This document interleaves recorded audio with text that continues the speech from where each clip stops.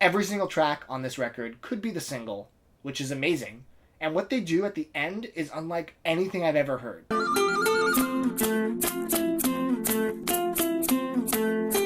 Alright guys, we did it! We are in the final week of my top 100 albums of all time. That's right, I'm dropping a video every day this week to close out the list. So much content. Can you get your teeth around it? Let's find out. If you don't know what I'm doing, you better catch up because we are about to speed towards the end. I've been counting down my top 100 albums of all time. We are now at the final part of the list. Numbers 21 through 25 is going to be this video, so let's not waste any more time. Let's dive in. If you haven't already, it'd be awesome if you'd like this video, hit the red subscribe button, and turn your bell notifications on so you don't miss out on any weekly videos I put out. Number 25, Modest Mouse, The Moon, and Antarctica. Modest Mouse is one of those bands that you just find at the right time in your life. For me, it was high school. I remember listening to Third Planet for the first time and being so enamored with it, I actually took a line from it and made it my senior quote. This album is Modest Mouse in their prime, and I'm going to tell you why. Many people think the album before this, Lonesome Crowded West, is their best release. It's gritty, it's lo-fi, it's manic, and still extremely catchy. And some people think the album after this, Good News for People Who Love Bad News, which had two of their biggest radio hits, Float On and Ocean Breathes Salty, is the best album they've ever done. I think it's this because it's a beautiful hybrid of both. You have the upbeat radio hits like Gravity Rides Everything and Paper Thin Walls, juxtaposed against the introspective dark center of the universe and the cold part.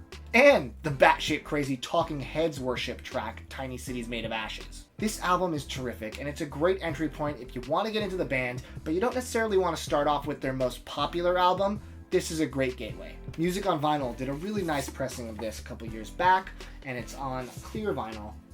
Ultra clear, and I managed to pick it up. Number 24, Cartel, Chroma. This is another pop-punk album that was a soundtrack to my youth. The second half of my high school experience can be summed up with basement parties and long car rides with Chroma as the soundtrack for both. The lead singer, Will, has one of those perfect pop-punk voices that is so good it almost sounds like a parody of the genre, but it's not. Every single track on this record could be the single, which is amazing.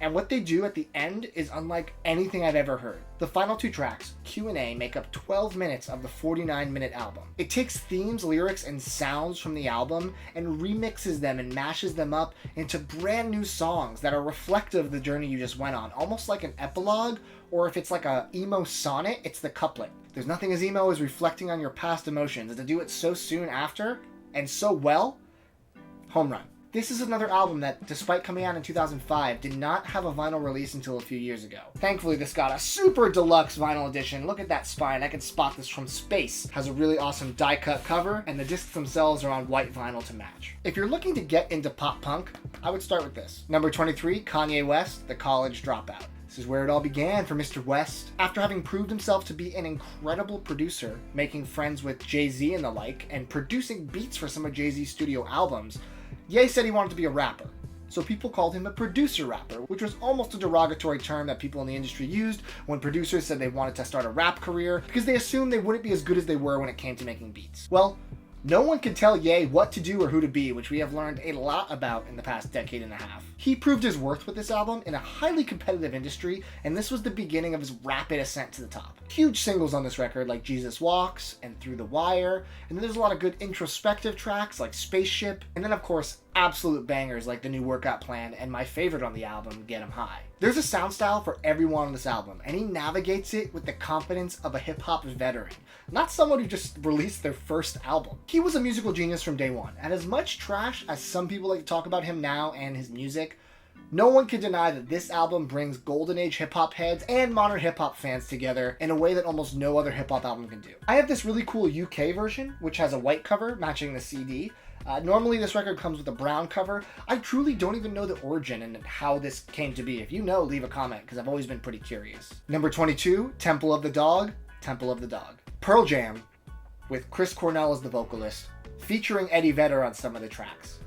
What could be better? The story behind this album could be a video on its own, and frankly, maybe I'll do that at some point. But if there's a theme on this list, it's that Chris Cornell plus any band equals great success. This album is the spirit of the grunge scene in the late 80s and early 90s. The story behind Say Hello to Heaven is only as powerful as listening to the actual song itself.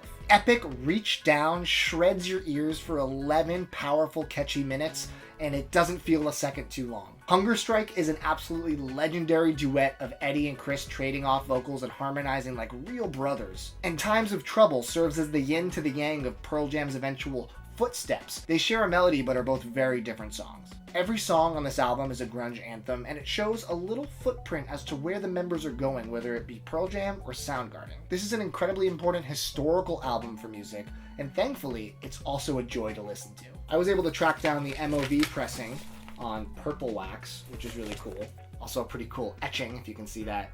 But I also have the recent lenticular cover edition, because you gotta catch them all. And number 21, Eminem, The Eminem Show. This one's personal, but I also will defend the validity of this album to the death. It should be spoken about with the same level of respect that Slim Shady LP and Marshall Mathers LP get. For me, it's a beautiful hybrid of both of those albums. It has the goofy, demented, off-the-wall persona of Slim Shady, but also mixes it with the brooding, psychotic Marshall Mathers. And in the middle, we get Eminem. M is at the top of his game lyrically on this album, especially with tracks like Till I Collapse, Business, and Square Dance, which shows that he cannot be touched. Without Me was a massive single that is just as fun and goofy and catchy as some of his bigger singles before this, such as My Name Is and The Real Slim Shady. Dre's beats on this album go extremely hard as well. This is one of the first CDs I ever remember owning. I remember listening to it obsessively, learning all the lyrics.